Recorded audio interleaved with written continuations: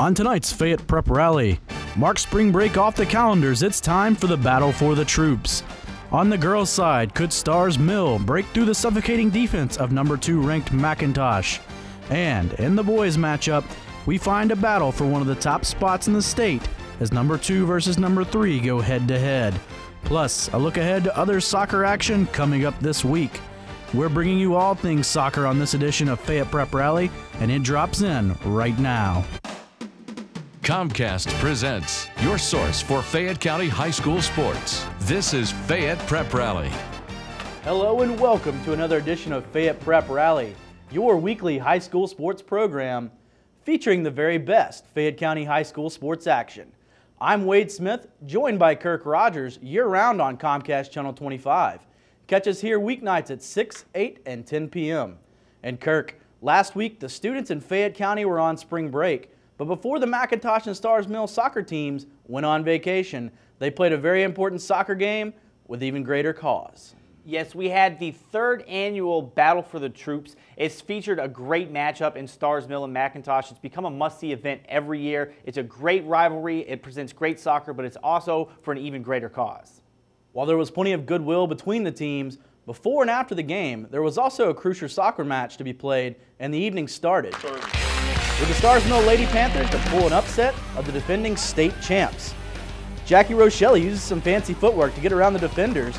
Sydney Brogdon can't make the shot, and Paige Betzel makes the first save of the night. Free kick opportunity for Starr's Mill. Chandra Wilkins boots it deep down, but can't find her player. Kaitlin Deitrick makes the save.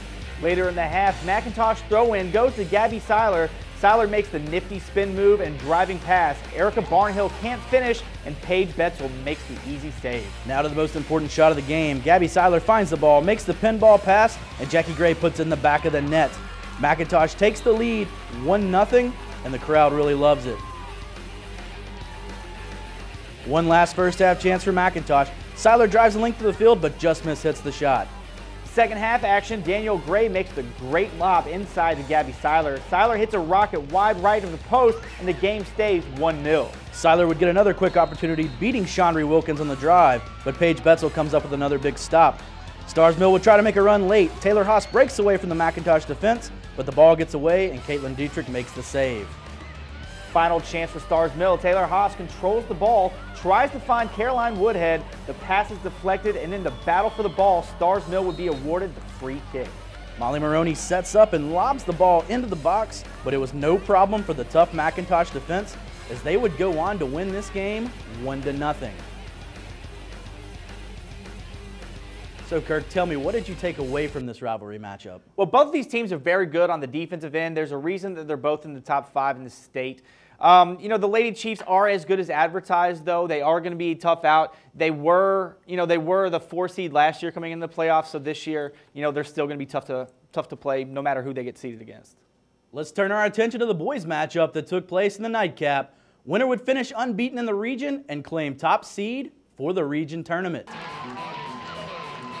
First half, McIntosh on the attack. Weston Linden fires a shot from the top of the 18, but his effort goes wide and we remain scoreless. Until the 12th minute, Justin Ross centers a pass for David Murtaugh, and he puts in the back of the net to give the home side a 1-0 advantage. Later, Thomas McCalla has a clean look, but his shot is going to be just a little bit wide left. Chiefs looking for the equalizer. Nice give and go between Linden and Marco Colonna, but David Boggs makes the stop. Then McIntosh pursuit doesn't stop there. Adam Shakali has a clean shot but cannot connect. Still 1-0 Starr's Mill. Then, in the 19th minute, Preston Gayton hovering over the ball right before his free kick, and he drills it and puts it where Joseph Slepika can't get to it. That makes it 2-0 Starr's Mill. Shortly after, Starr's Mill has another opportunity with a corner kick. Long distance shots as promised, but Slepika can't make the stop. But on the next Starr's Mill possession, Justin Ross kicks it inside to Gayton, and this one looks like a McIntosh own goal. Gayton is credited for the score. Panthers up 3-0. Second half action, Linden with the free kick, and this is going to be too high and off the goalpost, and the score remains 3-0 Starr's Mill. Then in the 77th minute, sophomore Taylor Doze puts McIntosh on the board. We now have a 3-1 ball game, and with time running out, McIntosh know they have to get the ball rolling quickly. Less than 2 minutes later, Chiefs trying to mount a comeback, and there's a ton of contact inside the box. McIntosh gets the free kick. And who else to get the last shot who else to get the shot than the 4-year starter, Weston Linden? He drills it in the corner, and the visiting fans are going crazy. 3-2, Starr's Mill lead. Last chance for McIntosh. Wojciech Martinek dishes it to Alex Baynard. He pushes it just a bit too much, and this one goes out of play. From there, Starr's Mill holds on to win a close one, 3-2, over a very talented McIntosh squad. So McIntosh, they won the game, but how important were the 2 late goals? It doesn't affect the outcome of the game, but it's important for them because it shows that they can score on Starr's Mill, and it gives them confidence. You know, we don't like moral victories necessarily, but this one really is a moral victory. It shows that they can score against the tough teams, and they're still going to be a very, very difficult team come region and state tournament. Time now to recognize some standout individual performers from this past week in our Building Blocks segment, and we start with Jackie Gray from McIntosh. Jackie Gray is only a freshman. She had a big goal here versus Starr's Mill a couple weeks ago, and she's shown that for the next 4 years, this McIntosh team is going to be a very, very, very tough team just because she's going to be on it and she's leading this team. What about Starr's Mill and Preston Gayton? Well, Preston Gayton is a pure goal scorer. The last time we saw him, he had a hat trick. He has 2 goals here against McIntosh. You know, one of them might have looked like a team-owned goal, but, you know, he gets the credit for it, so that's, you know, going to go on his stats. He is the leader of this team. This is his team, and he's going to take this team very, very, very far, deep into the region and in the state tournament as well. Yeah, he did. What about Kaitlin Deitrick for McIntosh? Kaitlin Deitrick has 0 goals allowed here. She's the backbone. She's pretty much a surefire all-FPR team, you know, goalie. And, you know, she's shown over the past 2 years that she's ready, you know, she's ready to do big things here for McIntosh. And, you know, she's one of the best goalies in the state. Yeah, these people all had great games. Who else had great performances this week? We had Justin Ross. He had a very solid game against Starr's Mill. He doesn't score a lot, but he's proven that he is, you know, the true field general, and he sets up everybody else on his team. Justin Ross is doing big things.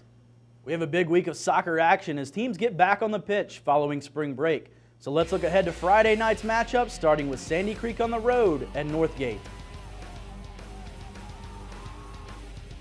So yeah, Sandy Creek, that's a big matchup on Friday. We've got, you know, a good out-of-region test for the boys and girls. They have 2 region games to play after this, so it's a chance to shake the spring break cobwebs before, you know, important region games get back in. Next up, we have Whitewater at the Wesleyan girls. Yeah, Wesleyan here is you know, the record's a little deceiving. They're 4-6-1, but they're a very good team, and they have a very experienced goalkeeper. They're still ranked in the top 10 in Class A, and, you know, and their losses are to some of the state's best teams, you know, outside of their division. Kirk, tell me about Starr's Mill versus Westminster. Well, you know, it's the final game of the regular season before the region tournament for Starr's Mill. The Westminster girls are number 2 and boys are number 1 in AA, so it's going to be a very, very tough challenge for Starr's Mill. This will be a good test for both Panther squads to see where they stand against some of the state's best teams.